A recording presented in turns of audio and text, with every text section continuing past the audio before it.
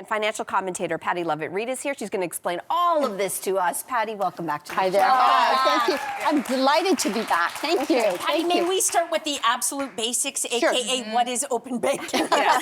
Sure, I think that's a great place to start. You know, when you talk about open banking, you own your data always. But you have the freedom to go to any financial institution that you would like. So let me give you an example. Let's say you have a mortgage. It comes up for renewal. You go into your bank and you get a rate, but you want to shop it around. You want to see if you can get a better rate, because even a few basis points off is more money in your pocket.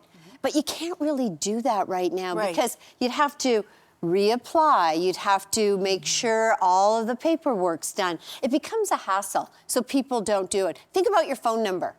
Okay. My husband has his original phone number since he got his first cell phone. Wow.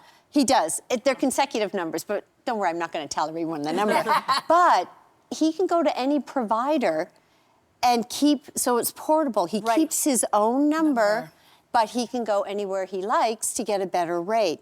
That's what open banking is. Okay. All right, now we get it. So how does this impact us, and why should we be paying attention to open banking? You know what? I think it impacts us when it comes to pricing. When it comes to pricing, if you can negotiate, you can put more money in your pocket. Which we like. I think the competition steps up a little. They get more innovative. But, you know, it isn't something that you have to worry about fraud, for example, because your data is your data. What this does is it opens up the freedom to shop around. Okay, can you give us an example of how this would work for everyday individuals? An everyday individual, someone who, I have 4 adult children, and they like the idea of being able to bank anywhere, anytime, depending on who they are. 2 of them are with big financial institutions. The other 2 are with alternatives. So I asked them, I said, why? Just out of curiosity, knowing where your mother grew up in banking. And they said, I can get a better rate of return on my savings account. So I'm going there. My other son said, you know what? I do a lot of direct buying and selling in the stock market. I can save money, so why wouldn't I? It's hard to argue with that. That is hard to argue. Yeah. Can you explain to us what open banking is not? It is not a license for anybody to have access to your data. Your data is your data. It's confidential.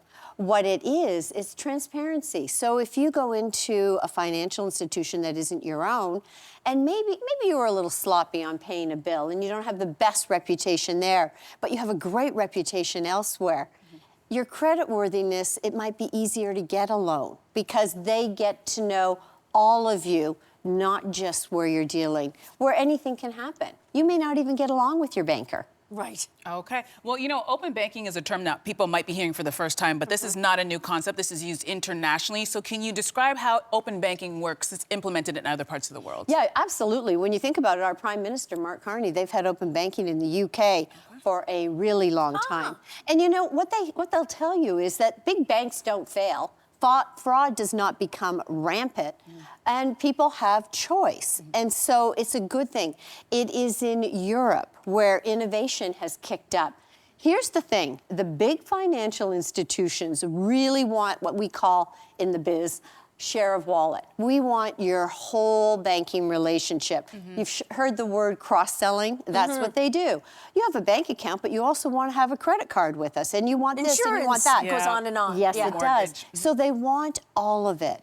Now, all of a sudden, they have to step up. If they want your business, they need to be more competitive. We're seeing that in Europe. And then, of course, believe it or not, in the U.S., there are parts of the U.S. that have open banking. So this, you said it right off the top, which I thought was great. You know what? This is probably the most significant difference in regulation or change that we've seen in decades in Canada. Okay, but why is Canada only implementing this now, then? Well, I don't know for sure, but I would suggest that the big banks have had something to do with it. They have such a monopoly. And yes, there are alternative institutions. It's not that others can't come into our banking landscape, our financial landscape, but it's the ability for you, the consumer, to own your data and go where it suits you, as opposed to them telling you where it suits you. Okay. And you say that there's a generational divide involved in this. Yes, I definitely think there is. Boomers, I talk about them like I'm not one. Okay. We grew up thinking about paying for service. Value equates to what you pay for the goods or the services that you get. Now the next generation's coming along and go, wait a minute, I get everything for free. I can use the iCloud, I can get apps, I can go in and have online banking, and the list goes on and on. They're saying, it's my money, why would I pay for it? I'm not paying for it anymore. Yes, I love that. that's All right. interesting. So, Patty, who do you think will be the winners and losers under this framework? Well, I think the overall winner is going to be the consumer, the everyday Canadian. good. We love that. At the end of the day, I think the banks, I don't think they're major losers. The banks are going to be just fine. I guarantee you, they know this is coming. They're already getting creative. They're already being innovative. And so it's just going to be a matter of they got to step it up because it's here. It's good for the economy. It's good for the consumer. And it's good for, I think businesses. Yeah. Wow. Yeah. Okay. Interesting. Fascinating. Patty, thank you so much Thanks for having breaking me. this down for us. Really Thanks. fascinating. I love talking about money.